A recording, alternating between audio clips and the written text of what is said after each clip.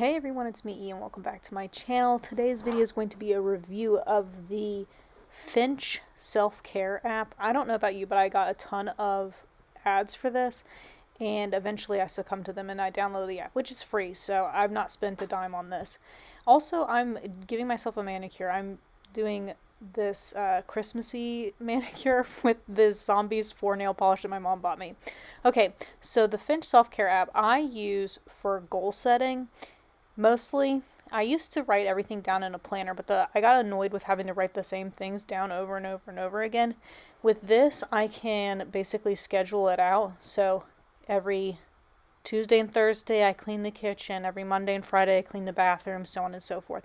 There are other things you can do in this app, like you can listen to soundscapes, you can get ideas for new goals, and they kind of gear the app towards this sort of vague sense of self-care and mental health. Like, the stuff they suggest is like, breathe, or think of something to be joyful about, or connect with a loved one, or just make it through the day. Kind of stuff like that. I intended to use it more for like cleaning my house, or making my bed or reading my Bible, stuff that's like checking off of my to-do list.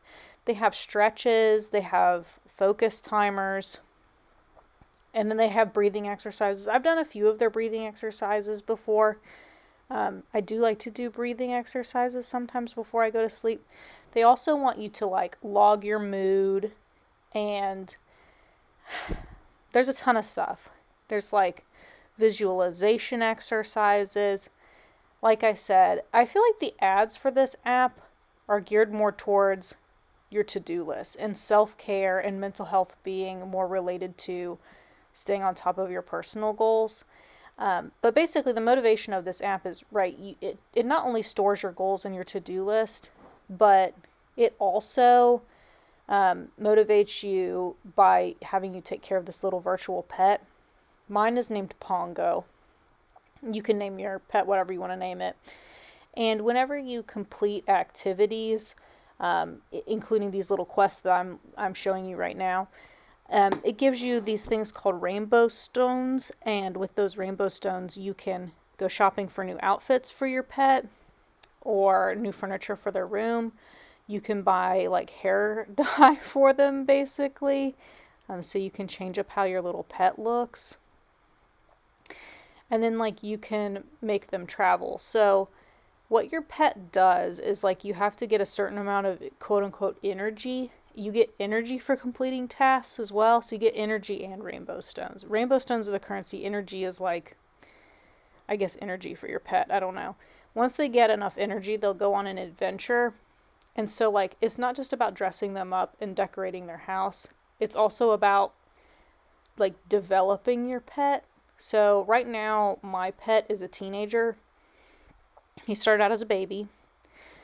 And when he goes on these little adventures, he learns something about himself. I also have, my husband has this app too. I made him download it. And you can be friends with your friends and use the app to send them motivation and encouragement or whatever. You can also collect micro pets. So I've got several. You hatch them by completing specific goals, and you choose what goals you want to link to your micro pet egg hatching. So it is fun to hatch the micro pets too. So to summarize, you can dress up your pet, you can decorate their room, you can change the color of them, you can get them pets, and you can send them on adventures.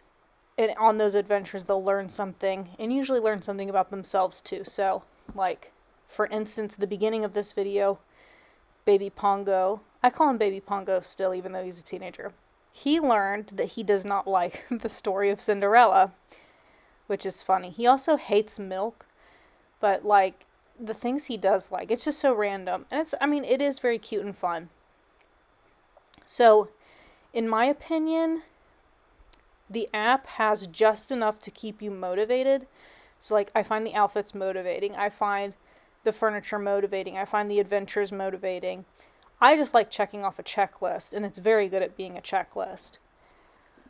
But it's not so interesting that you actually end up spending time playing with it. You know what I mean? Like, there aren't really games you play with your pet. There aren't, I don't know. It's not like endless hours of fun, which is a good thing because you want to be off of your phone and completing your tasks instead of messing around in the app forever. You know what I mean? The app also has seasonal events. Right now there's like this like winter sweets thing. It's like themed to the Nutcracker. So when you get enough energy and you send your pet on an adventure, you also will get the quest rewards for the seasonal event. And those rewards include things like outfits and furniture and rainbow stones, which you can use to buy more outfits and more furniture. I shockingly really like this app. But part of my liking of the app is I've had the plus version, which is the paid version of the app, for like most of the time that I've had the app. And I've told you at the beginning, I haven't spent a dime on this app. So I think I initially had a free trial, which they didn't make me put in my credit card information for. And then I got sponsored. So there are these people called Guardians who I guess they are plus members, and then they will pay to sponsor someone else for a plus membership.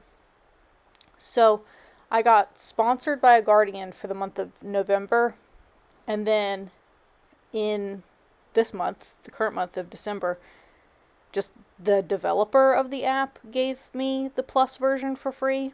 So I have had the plus version for most of the time that I've had the app.